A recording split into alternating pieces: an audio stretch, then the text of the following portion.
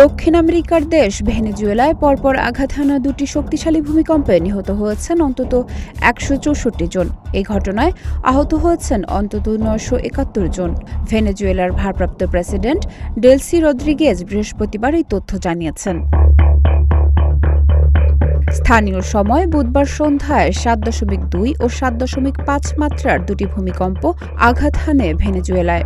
ইয়ারাকুই অঙ্গরাজ্যের রাজধানী সান ফেলিপের কাছে প্রথম ভূমিকম্পটি আঘাত হানে। এর মাত্রা ছিল ৭.২।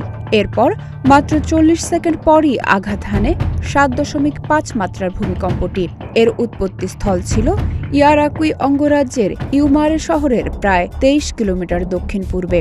ওই এলাকায় দেশটির কয়েকটি বৃহৎ তেল শোধনাগার রয়েছে। গত এক শতাব্দীরও বেশি সময়ে ভেনেজুয়েলায় আঘাত হানা সবচেয়ে শক্তিশালী ভূমিকম্পগুলোর অন্যতম এটি। এই ভূমিকম্পে সবচেয়ে বেশি ক্ষতিগ্রস্ত হয়েছে রাজধানীর উত্তরের উপকূলীয় প্রদেশ লা গুয়াইরা। আল জাজিরার তথ্য অনুযায়ী ভূমিকম্পের পর থেকে রেকর্ড করা হয়েছে অন্তত ৩০টি আফটারশক। এতে উদ্ধার কার্যক্রম আরও ঝুঁকিপূর্ণ হয়ে উঠেছে বলে জানিয়েছেন উদ্ধারকারীরা।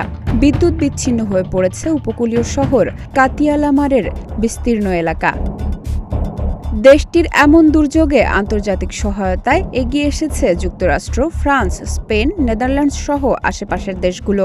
সেনা উদ্ধারকারী দল, প্রশিক্ষিত অনুসন্ধানী কুকুর, উদ্ধার ক্যামেরা, ভূমিকম্প শনাক্তকরণ যন্ত্র, নগদ অর্থ ও টেলিযোগাযোগ ব্যবস্থা পুনরুদ্ধার সহ সামগ্রিক সহায়তার আশ্বাস দিয়েছে প্রতিবেশী দেশগুলো।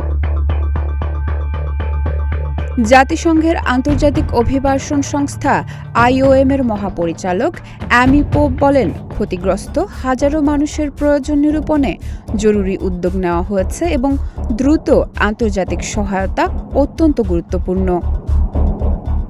ডেস্ক রিপোর্ট, প্রতিদিনের বাংলাদেশ।